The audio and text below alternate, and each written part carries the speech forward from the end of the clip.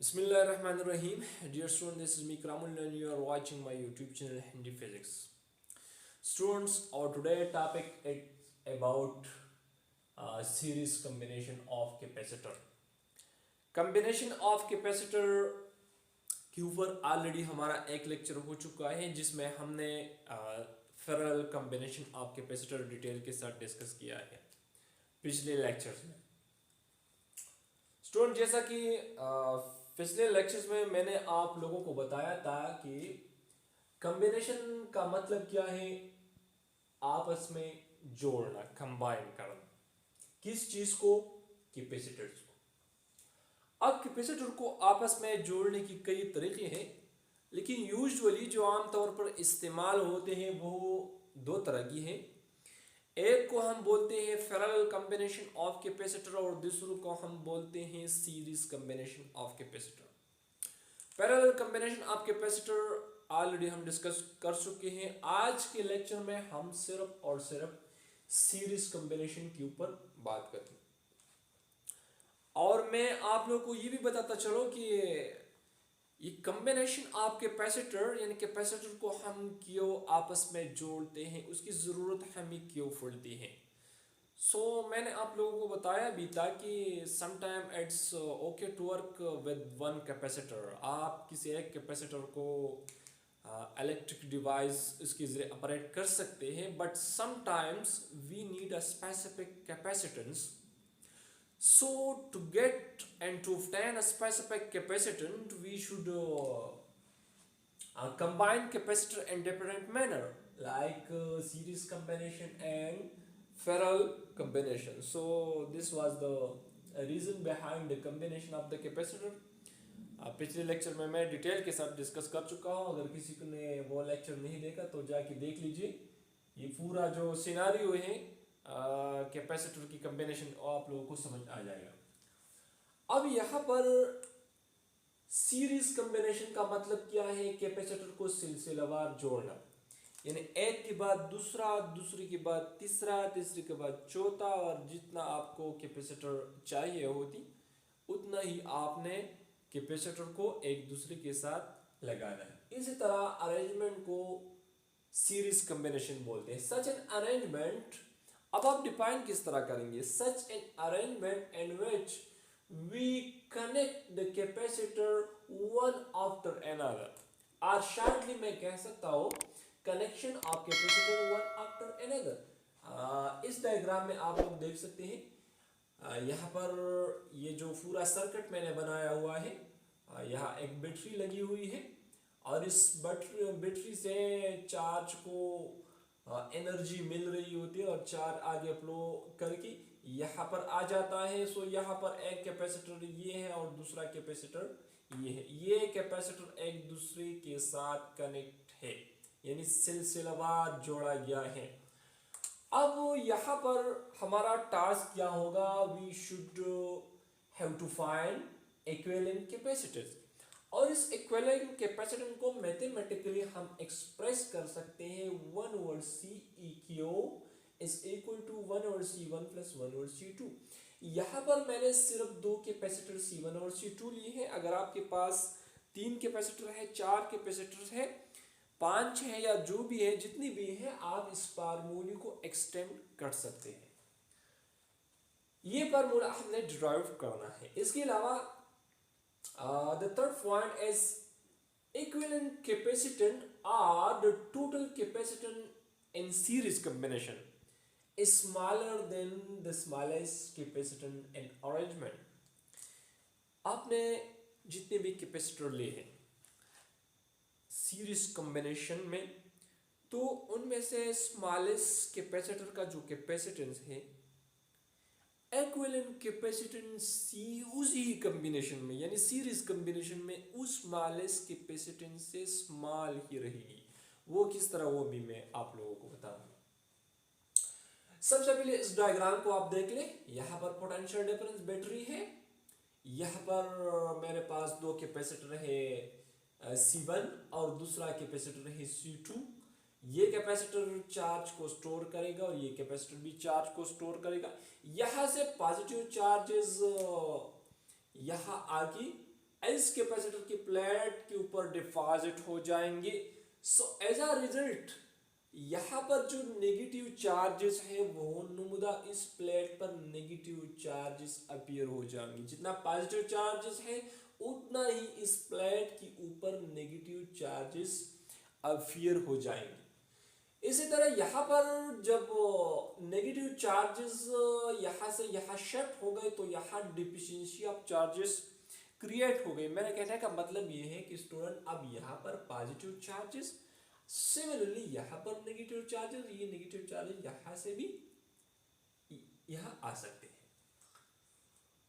अब हमने इस फार्मूला को कैलकुलेट करना है कि किस तरह इस इक्विवेलेंट कैपेसिटेंस को आप as a combination of two capacitance express कर सकते हैं। एक जनरल रिलेशन जो हमें याद होना चाहिए जब भी हम कैपेसिटर के ऊपर बात करते हैं, so this relation is very helpful to describe any arrangement of capacitor which is Q is equal to CV. The charge stored by any capacitor is equal to the capacitance time the potential difference. अब इस equation से आप उसको आप rearrange करें like this, V is equal to Q divided by C. इस C को मैंने यहाँ पर शिफ्ट किया और V को वहीं पर छोड़ दिया। अब यहां पर आप देख ले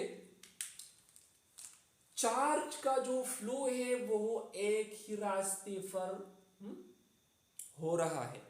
चार्ज का जो मोशन है वो सिर्फ और सिर्फ एक ही रास्ता पर हो रहा है। लेकिन यहां पर करस्पॉन्डिंग जो पोटेंशियल डिफरेंस है वो अक्रॉस कैपेसिटर C1 V1 रहेगी और जो कैपेसिटर C2 है उसकी अक्रॉस V2 ही रहेगी। सो हम लिख सकते हैं कि potential difference is the sum of V1 plus V2, और ये किरचॉफ लॉ आगे हम पढ़ेंगे। किरचॉफ लॉ अगर इसको आप अप्लाई करें तो ये रिलेशन होल्ड कर सकता है। अब यहाँ पर अगर आपके पास दूसरा, तीसरा और चौथा कैपेसिटर है तो इस वोल्टेज का जो रिलेशन है वो आप एक्सटेंड कर सकते हैं लाइक V3, V4 एक्सेट्रा। अब यहाँ पर V की करस्पॉन्डिंग जो इक्वेशन है वो है Q डिवाइडेड बाय C। अब यहाँ पर V1 है, so Q is equal to V1 is equal to Q divided by C1। अब C1 और C2 और चार्ज सेम ही रहेंगी। Similarly V2 is equal to Q divided by C2। सो इस फार्मूले को आप यूं भी लिख सकते हैं Q divided by C is equal to, यहाँ पर आपने Q कॉमन लेना है, so Q n2 1 over C1 plus 1 over C2। यहाँ पर स्टूडेंट आप लोग देख लें ये Q इस Q के साथ कैंसिल हो जाएगा। सो यहाँ पर 1 over C is equal to 1 over C1 plus 1 over C2। अब यहाँ पर ये जो 1 over C है it is the combined capacitance of capacitor C1 and C2, और इस combined capacitance या total capacitance को हम नाम देते हैं equivalent capacitance। सो यहाँ पर सुपरस्क्रिप्ट में मैं C EQ लिखूंगा। So this was the relation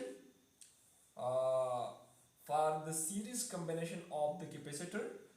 यहाँ पर हमने डिराइव किया। अब अगर आपके पास n कैपेसिटर है सो 1 over C1 plus 1 over C2 plus 1 over C3 up to 1 over Cn। यहाँ एक पॉइंट है जो मैंने लेक्चर के स्टार्ट में आप लोगों को बताया कि C equivalent यानी जो टोटल कैपेसिटेंस है smaller than the smallest capacitance in arrangement। मान लीजिए कि आपके पास देखिए यहां पर दो कैपेसिटर हमने लिए, let's say C1 is equal to 2 microfarad और C2 is equal to 4 microfarad। अब यहां पर स्मॉलेस्ट कैपेसिटर सब कैपेसिटेंस कौन सा है, कैपेसिटर C1 की जो कैपेसिटेंस है 2 माइक्रोफैरड, वो इन दो कैपेसिटर में स्मॉलेस्ट है। अब according to this formula what will be the equivalent capacitance. अगर आप इक्विवेलेंट कैपेसिटेंस को फाइंड करना चाहे तो 1/2 प्लस 1/4 माइक्रोफैरड। अब यहाँ पर आपने एलसीएम लेनी है, सो इसकी एलसीएम 4, यहाँ पर 2 plus 1 microfarad, so C equivalent is equal to 3/4 microfarad. अब हमने इसको 3 को 4 से डिवाइड करना है, सो ये तकरीबन 0.75 आई थिंक माइक्रोफैरड। अब आप देख ले जो स्मॉलेस्ट कैपेसिटेंस है 0 equivalent capacitance 0.7 microfarad is smaller than the smallest capacitance 2 microfarad. So this point is now valid that the C equivalent capacitance is smaller than the smallest capacitance. It is smaller than the smallest capacitance in the arrangement. So this was the lecture about the combination of the capacitor. Inshallah in next lecture we will discuss charging and discharging of the capacitor.